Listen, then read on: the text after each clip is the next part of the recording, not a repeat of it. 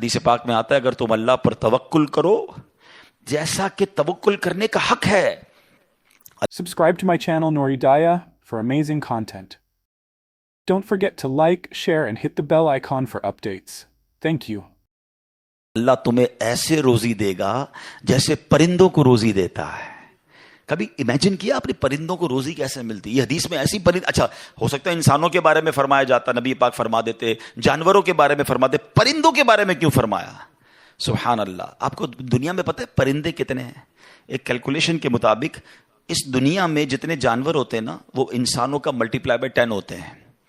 ٹھیک ہے، ہم 8 ارب ہیں تو وہ 80 ارب ہیں. ساری جانور، چوپائے اور جتنے بھی جانور ہیں، انسیکٹس بھی اس میں ملا لیں.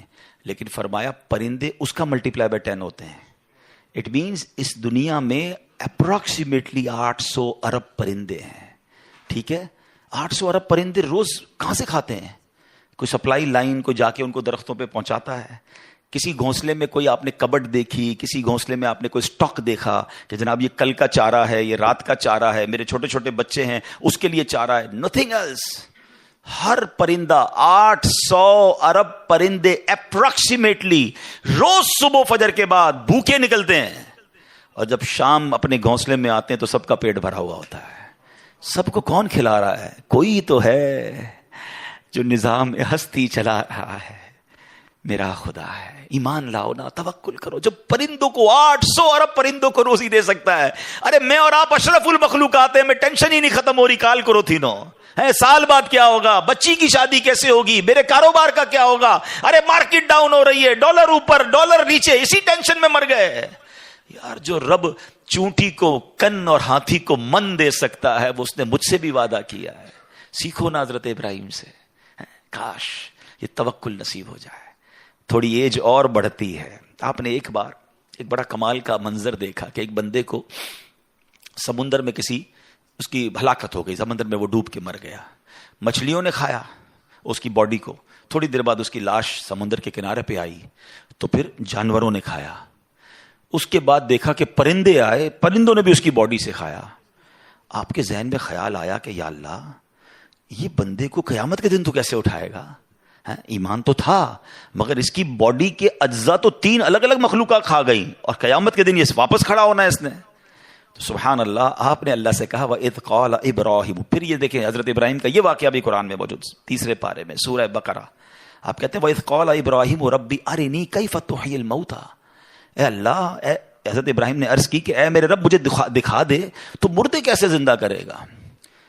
ارشاد ہوتا ہے قَالَ أَوَلَمْ تُؤْمِنْ. اے ابراہیم تو ایمان نہیں لایا؟ تجھے یقین نہیں؟ قَالَ بَلَا وَلَكِنْ لِيَطْمَئِنَّ قَلْبِي. اے اللہ ایمان لایا ہوں، مجھے یقین ہے مگر میں ذرا دل سے دیکھنا چاہتا ہوں اور قرار آ جائے، میں عین الیقین چاہتا ہوں، میں اس کو مزید دیکھنا چاہتا ہوں. قَالَ فَخُذْ أَرْبَعَةً مِّنَ الطَّيْرِ. قرآن کہتا ہے رب نے فرمایا کہ اچھا 4 پرندے لے، فَصُرْهُنَّ إِلَيْكَ ثُمَّ اجْعَلْ عَلَىٰ كُلِّ جَبَلٍ. فرمایا اس کو اپنے ساتھ ہلا لے، اپنے ساتھ مانوس کر لے، پھر ان کا ایک ایک ٹکڑا پہاڑ پر رکھ دے. مِنْهُنَّ جُزْءًا ثُمَّ ادْعُهُنَّ يَأْتِينَكَ سَعْيًا. فرمایا پھر انہیں بلا، وہ تیرے پاس چلے آئیں گے پاؤں سے دوڑتے. وَاعْلَمْ أَنَّ اللَّهَ عَزِيزٌ حَكِيمٌ. اور جان رکھ اللہ غالب حکمت والا ہے. اب ہوا کیا، حضرت ابراہیم کو حکم ہوا کہ 4 پرندے لیں. اب آپ نے 4 پرندے الگ الگ لیے. مور لیا، کبوتر لیا، آپ نے مرغ لیا اور ایک گدھ لیا. ان 4 کو اپنے ساتھ تھوڑا ٹائم رکھا تاکہ وہ آپ سے انسیت پالے، تاکہ 4 کے بارے میں کنفرم بھی ہو جائے کہ یہی 4 ہے، کوئی اور مکس نہ ہو جائے. اس کے بعد آپ نے 4 کو ذبح کیا، 4 کا قیمہ بنایا اور 4 کا قیمہ مکس کر دیا.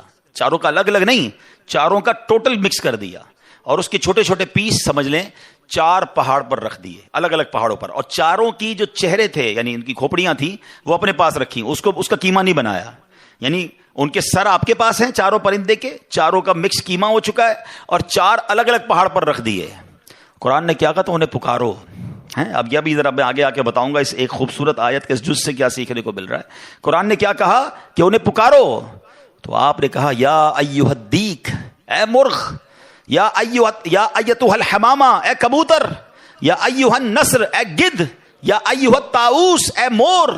آپ کی پکار پر وہ 4 پرندے جو ہیں ان کا قیمہ اب آسمان پر اڑنا شروع ہوا. فکشن، گرافکس، آج کل اینیمیشن کا دور ہے، کمپیوٹر پر جناب لوگ بہت ساری چیزیں بنا لیتے ہیں. سنو 5000 سال پہلے قرآن میں یہ واقعہ موجود ہے کہ کیا ہوتا ہے، ان چاروں کا کیما اڑتا ہے، اور اب جس کا مرغ کا ہے وہ مرغ کی طرف، مور کا ہے تو مور کی طرف، کبوتر کا چاروں کے جسم پورے کمپلیٹ ہوتے ہیں. سر نہیں ہے، سر تو آپ کے پاس ہے نا. وہ چاروں پرندے بغیر سر کے دوڑتے ہوئے آپ کے پاس آتے ہیں، زندہ ہو جاتے ہیں مگر سر نہیں ہے. قریب آتے ہیں تو حضرت ابراہیم نے ان کا سر جو ہے وہ واپس ان کے پاس لگا دیا، سب سر بھی ان کا لگ گیا، آ کر دانا چگنے لگ گئے. حضرت ابراہیم نے اپنی آنکھوں سے مردوں کو زندہ ہونے کا واقعہ دیکھا اور آپ کے دل کو اطمینان اور قرار آیا. یہ میرا رب یہ ہے.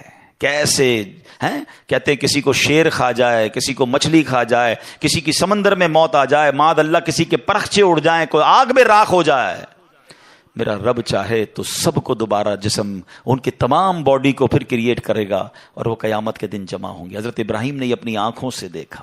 حضرت ابراہیم علیہ الصلوۃ والسلام کے اس واقعے سے کیا سیکھنے کو ملا؟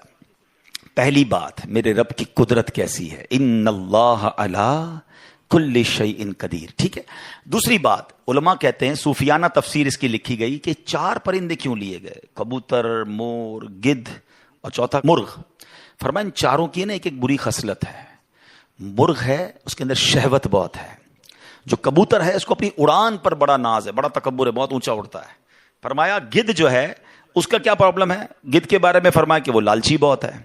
اچھا، پھر اس کے بعد ایک اور پرندہ ہے مور، اس کو اپنی خوبصورتی پر بڑا ناز ہے، اور خوبصورتی کی وجہ سے بڑا پراؤڈ فیل کرتا ہے. تو فرمایا یہ 4 بری عادتیں ہیں.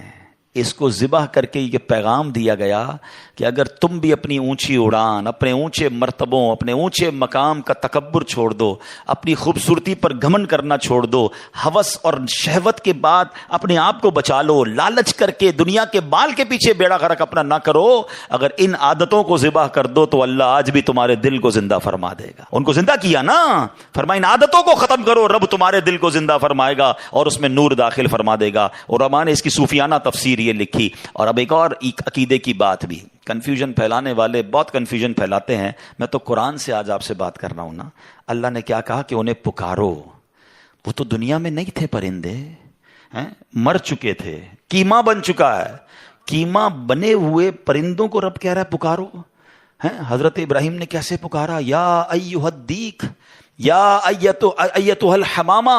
آپ کبوتر کو پکار رہے ہیں، آپ گدھ کو پکار رہے ہیں، قرآن کہہ رہا ہے پکارو اور نبی پکار رہے ہیں. آج کسی کو نہ جانے یا رسول اللہ سے پرابلم ہو جاتی ہے، کسی کو یا غوث پاک سے یا پرندوں کو پکار رہے قرآن کہہ رہا ہے. تو اس کا مطلب دنیا سے اگر کوئی چلا بھی جائے تو اس کو پکارنے میں پرابلم نہیں ہے. اللہ سمجھ کے تھوڑی پکارتا ہے کوئی، اللہ کے بندے سمجھ کر ہی پکار رہے ہیں نا، اللہ کی مخلوق سمجھ کر پکار رہے ہیں. Thank you.